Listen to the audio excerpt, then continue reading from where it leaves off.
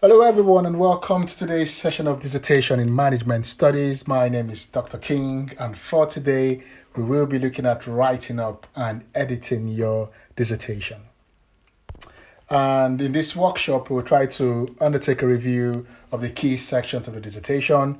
We would also look at tips on academic expressions, and I'll be providing you with some style and structure advice that will guide you on the design of your dissertation. So let's look quickly at the dissertation piece by piece. Right, you all know this, you know the drill, right? The cover page, the abstract comes first, but it's done last. It comes before the table of content. You have your introduction, you have your literature review, your methodology, your results, your discussions, conclusions slash recommendations, reference list, and your appendices. So let's quickly look at the abstract. Right, as you all know, abstract comes first and is done last. It is a summary of the entire dissertation. It is a summary of the entire dissertation. My advice is keep it around 250 words, right? And keep it around one page, right? It should be a one-page summary of the proposal.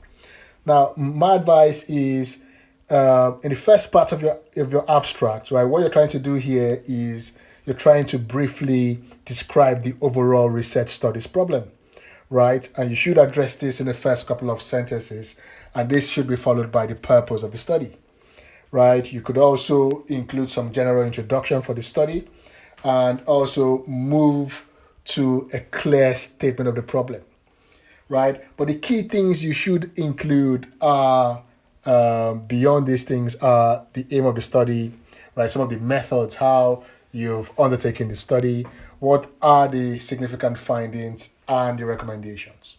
What are the significant findings and the recommendation? I also like to add, in most cases, again, you can identify the key results, right? Provide one or two conclusions, right? And provide recommendations that captures the heart of that research. Then you conclude with a statement that kind of provides some kind of positive change in terms of maybe your work is contributing to theory or in policy or to policy or practice, right? So don't forget the abstract is a summary of the entire dissertation. It comes first, but it is done last. Now, your introduction, the key aspect of your introduction is it provides you with an opportunity to introduce your study. That is what an introduction is, an opportunity to introduce your study. Key elements here is this is where you provide a context of your study, but you can only do this by providing good definitions of your concepts. So for instance, if we're talking about innovation, this is an opposite juncture to provide those definitions, right? So describe the topic, why the topic needs to be conducted, right? And provide some of the outlines of the context of the topic, right? Describe the topic of the study, why your study needs to be conducted, what are the potential implications, then provide an outline of the content. So the rest of this study will be organized as follows. Section 1 will examine this. Chapter 2 we provide to do, go ahead to do this. Chapter 3 we will advance the methodology section. Chapter 4 we provide the results. You're trying to provide an outline of the contents of your study, right? So I would say keep it around maybe a page length or probably less than a page length, right? But ensure that you provide those definitions, right? Ensure you provide the topic, right? And ensure you provide an outline of the contents of your study. Now, in your background, what you're trying to do here is you're trying to say this is the problem statement. These are the issues in this phenomenon which I'm trying to study, right? So what you're doing here is you're quickly summarizing some of the studies that kind of outlines the scope of your research topic, right? And here you're trying to indicate that, guys, there is a problem, right? Somehow you can provide a trace of the literature, right? Some kind of brief literature review that kind of moves from the problem to its current state, right? Describe in detail what gap your research is trying to address, right? Then end properly on why your research or why your study is needed, right? And I do believe that this must go beyond just filling the gap in literature, right? Some good tips which I've also included in the template which I provided for you is you could start your background with some kind of strong, convincing, startling information, some kind of startling statement that grabs the readership or the audience or the examiner's attention, right? Then you can also follow that statement with some kind of statistics, right? If I say, for instance, ethnic minority entrepreneurs in Scotland provided about 13 billion to the UK's economy. This is by the Federation of Small Business in 2019. So some very strong statistics and that validates the existence of the current problem, right? So good tips here, right? Provide the stated research problem, right? Ensure that you address a meaningful gap in the current research literature, and ensure you start off with that opening statement with a staggering statistic that validates the existence of the current problem. Now, you know the literature review. And in literature review, what you're trying to do is explore what has been done regarding the research you want to examine, right? It's a quick way of doing a survey of existing studies, right, around the field of inquiry which you've chosen, right? My quick advice is with your literature review, what you're trying to do here is you're exploring the ways in which other scholars have approached your problem, right? Somehow, again, you're critiquing, you're analyzing, you're outlining the strengths and weaknesses inherent in some of these studies you've identified or examined, right? You're also reviewing, you are synthesizing, right? And you are trying to provide a description of what is known about your study topic, right? So, a good thing about literature review is that gradually it draws you closer and closer to your own niche within the field, right? And it kind of demonstrates work that has already been done while also showing that there is a gap, while also showing that there is work still to be done. I really like that part, right? It broadly demonstrates the extent of the work already done by scholars, right? But gradually it shows that, guys, there is still work to be done. There is still little that we know. More is still needed, right? So quick tips for literature review. I would say for your dissertation, keep it around 3,000 to 3,500. Some students go ahead to do 4,000. That is fine. Keep it around 3,000, 3,500, 4,000. But I would say 3,500 is okay, so you can kind of have more words for other sections. So quick summary of a literature review, right? We're describing, there's a description from the general to the focused aspects of your topic, right? What you're trying to also do is you're comparing and contrasting arguments, discourse, debates by scholars, right? My advice is please use relevant studies, right? Use peer-reviewed journals, good books, right? Good articles, textbooks, appropriate media and online studies, right? A good way again for a literature review, you have sections, have subsections that would actually help form part of your dissertation, right? So I think that kind of addresses that section, addresses your literature review section. So let's quickly move methodology. You guys know the methodology section. Right here, you are telling us, right, these are the approaches in which I've used to collect my data. Right, the methodology is the set of principles that provides you with an understanding of how you plan to collect your data. Right, methodology consists of your philosophy, right, your approach, your method, your sampling, your data, your collection, your data analysis, right? You all know this stuff. But my quick advice here is, for instance, if you focus on the philosophy, right, the first thing is you define philosophy, right? You define it. And when you define it, so define it is where you're trying to introduce it. You're telling us, yes, there are 4 types of philosophies, but 2 main ones stand out. So you can say there are 4 types of philosophies, but 2 main philosophies stand out, the positivist and the interpretivist. You define what positivist is, you define what interpretivist is, and you tell us why you've chosen any of both. So you're introducing, you're identifying, you're justifying, but remember you must reference. Right? right? And you do this for the other sections, the same for the philosophy, for the approach, right? What are the types of approaches, right? Identify them, justify why you've chosen one, make sure you reference. Same for methods, same for your sampling, same for your data collection, data analysis. I think we've all covered this. We've covered this in the workshop, but of course, it's good for me to reiterate this, introduce, identify, justify, and reference. Right? So stating the types, by stating the types, you're telling the examiner, I see I've been trained by world famous Dr. King. I kind of know this stuff, right? This is me telling you I know my stuff. And I'm telling you why I haven't gone for this and why I have chosen this. Right? So that's a good approach.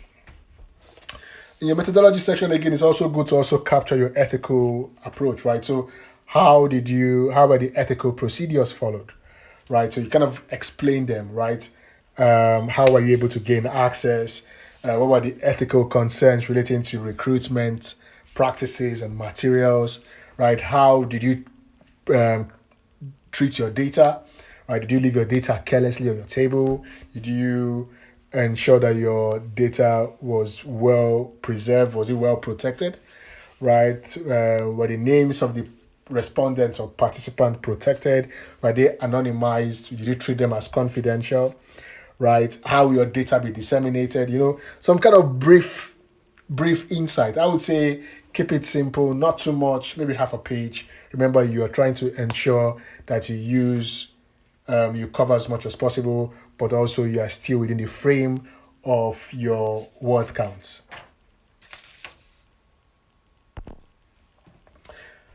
Now, in your results, right, what you're trying to do here is you're trying to give an accurate overview of the key findings, right? Your results, what were the things you identified in your results, right? This is where you provide what you found out from the data you collected.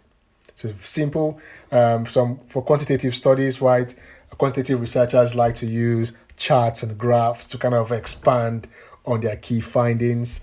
Qualitative scholars or students like to use tables to show maybe the demographics of the people that they've interviewed, some of the responses from the interviews.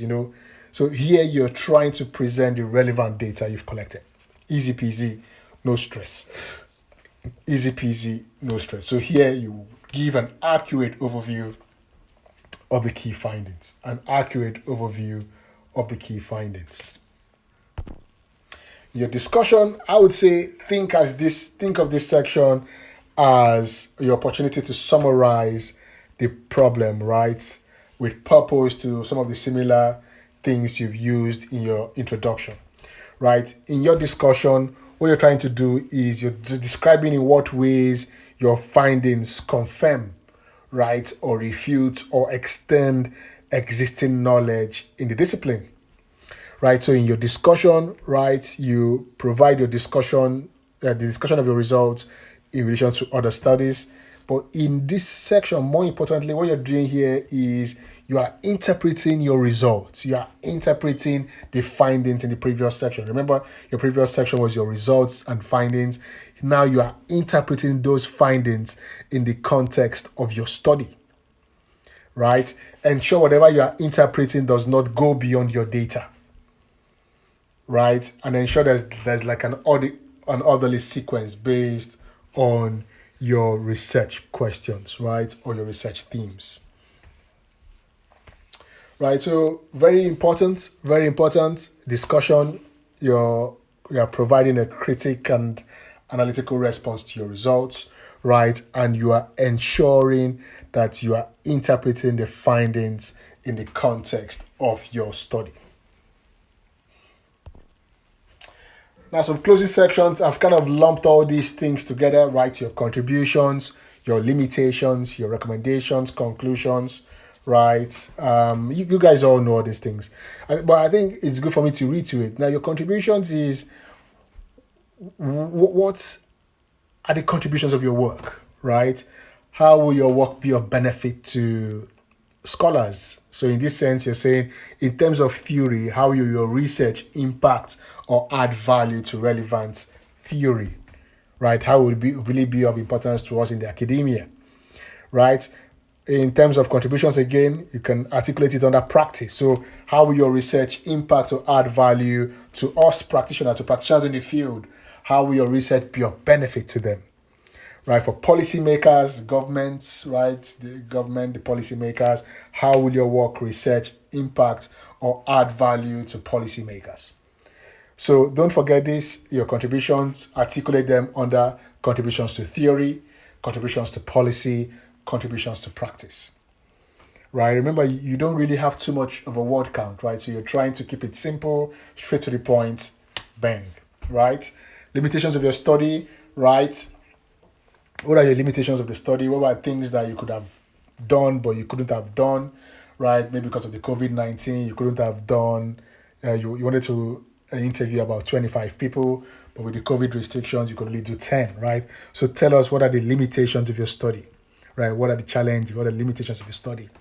The next is your recommendations, right? Recommendations are what advice will you provide for further research? What can other people do in terms of extending or advancing your study, right? So, and this will be grounded on the strengths and limitations of your study, right? I think here you can think of ways in hindsight where you may have approached the study in a different way, right? To kind of have provided a different approach or different results, right? And ensure that your recommendations do not really exceed the study or some of the ethical boundaries. So this is where you're saying future studies can do this, right?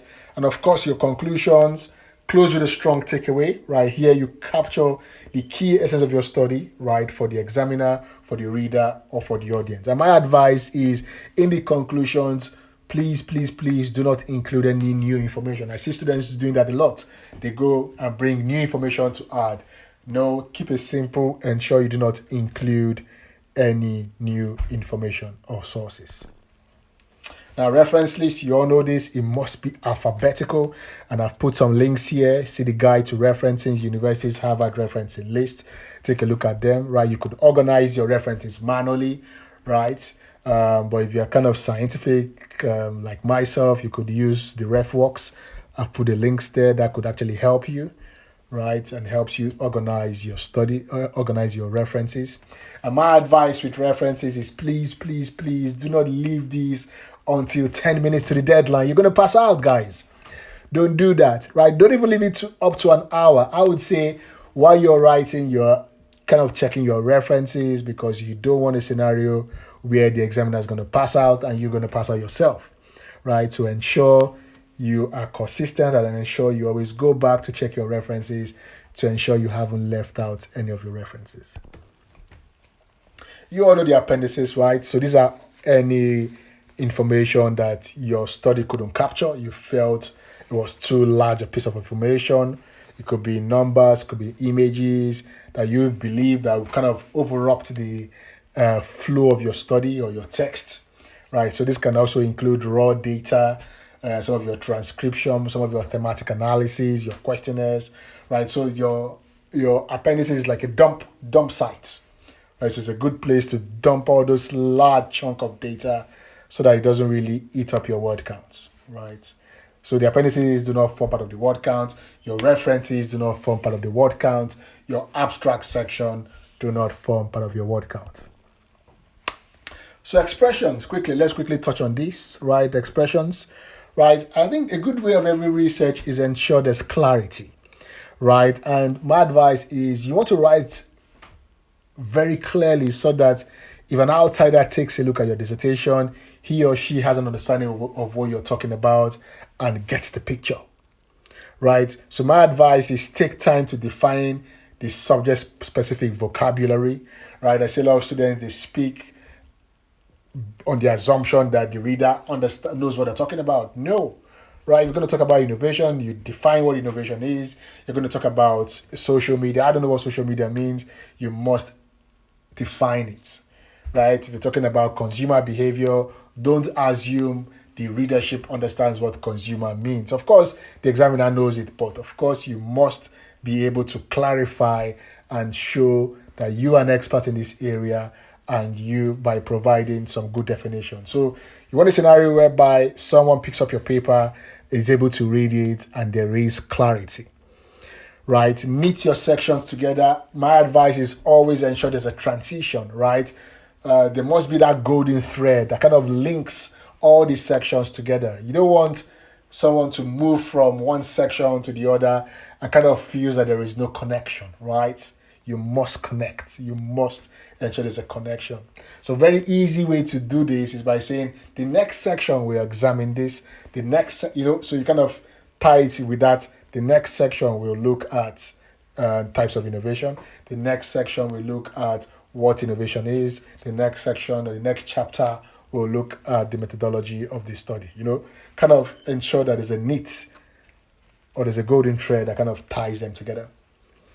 Right, consistent with your tenses. You don't want to speak about being in the past and lump it up with being in the present and in the future tense.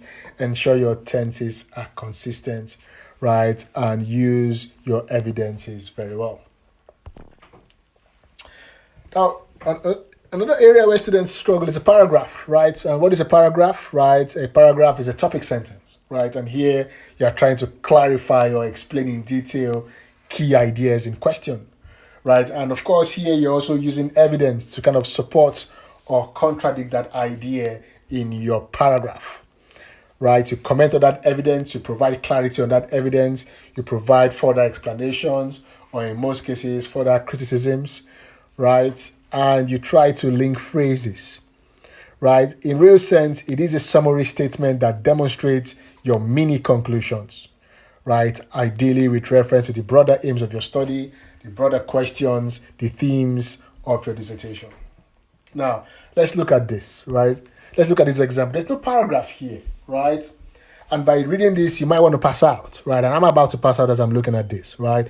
So this is taken from somewhere. I'm not going to tell you guys, right? So there is no paragraph here, and it's too long for a paragraph. Really, really too long for a paragraph. Really too long for a paragraph. So it's really an eyesore. It's not good to read, right? Not good to read. Now, these are far too short for a paragraph. Very too short. Too short, right? It's too short, right? Too short. Let's look at the third example. Aha, this looks better, right? This looks better. So ensure your abstract, right, is clear, right, makes sense, right, and kind of expands on that issue or that specific discourse which you're trying to shed some light on. Now, quickly, we round up with the presentation, right? Ensure your content, right? You always have a table of content, right? Some students, beyond table of content, they always have a table of content, a table of figures and or diagrams or charts or pictures, right? Ensure this comes after the abstract, right? After the abstract, before the introduction. Now, I think it's one of the first things your reader sees. So make sure it is neat. Make sure it is neat and tidy, right? Update your page numbers. I see students, right, on the table of content, they have methodology as page 25, and in the dissertation itself, the methodology is in page 55. Guys, I'm going to pass out, right? So don't do that. Make sure you update your page numbers and headings, right? And to make life much easier, get the MS Word, right? Helps you generate contents page for your word, for your study. Very easy stuff. Reference list, right? I always tell students, reference list is the difference between a pass and a fail or a first or a second class upper, right? Ensure your fonts and size is consistent, right? I see students sometimes they use the Arial in chapter 1, in chapter 2 they use Calibri, right? Chapter 3 they use Century Gothic, right? Guys, don't do that, right? So ensure your font and size is consistent. Leave a line between each entry.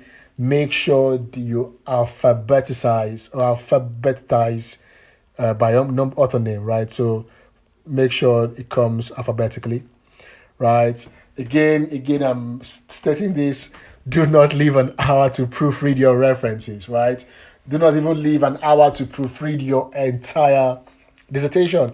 I see students do that a lot, right? The problem with doing that in an hour is that if you do that an hour before submission, there is a sure chance you'll be under pressure and you will miss out on silent details or silent mistakes, which if you had taken some good time off, right? If you had dedicated some more time, you would have been able to see those mistakes. So I would say what I always do when I used to be a student was I try to finish my dissertation about 2 or 3 days before, right? I don't submit, right? I shut it down, I go back and I come back and I look at them again. I try to proofread, right? I try to do that like 3 or 4 times. I try to do that 3 or 4 times before I submit. And with that, I'm able to tease out any errors or any spelling mistakes, right? It gives me an opportunity to proofread for accuracy of content, for accuracy of grammar, and for accuracy of style.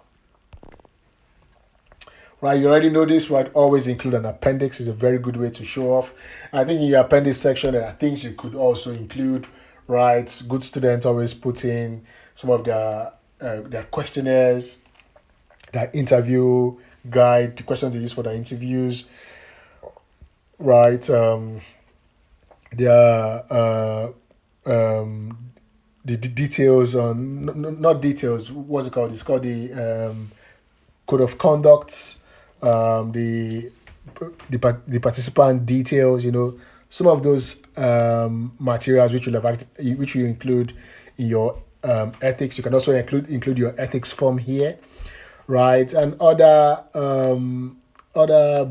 chunk of data which you felt will have actually disrupted the flow of your study, right? So they can come in your appendix, right? With regards to your tables, ensure your tables and figures are numbered and labeled very well, right? Figure 2.1, right? If you use a diagram, provide the source. Where did you get the source from, right? Kingsley 2016, right? Or adapted but from Kingsley 2012, right? So ensure you've got your tables and find it. It is good practice, right? Number them or you label them, right? It is good practice. Right, and I think that's all. Ensure you justify your text, right? Justify your text to the left and right of the margins, right? 1.5 line spacing. We're not going to be overly worried. If you use two line spacing, that's fine. If you use 1.5, that's fine, right? Ensure your font is consistent. Arial, Times New Roman, Calibri, that's fine. More importantly, don't forget to also include page numbers. Right, so that's all for me. I wish you the best of luck, right, and hope to see you soon. Bye-bye.